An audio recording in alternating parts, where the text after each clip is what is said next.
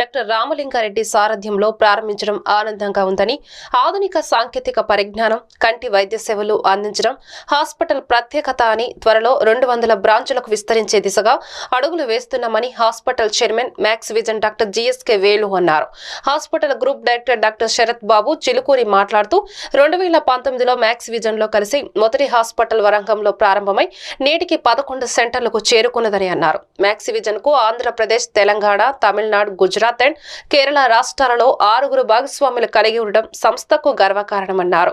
ఈ కార్యక్రమంలో hospital doctor Ramalinga Reddy కుటుంబ సభ్యులు, నగరానికి చెందిన ప్రముఖ డాక్టర్లు doctor Rammurthy, doctor Raghava Sharma, doctor Vijaya, Kanumuri Srinivasareddy, doctor Pushireddy Narendra మరియు మ్యాక్స్ విజన్ డాక్టర్ల బృందం, సిబ్బంది పాల్గొన్నారు.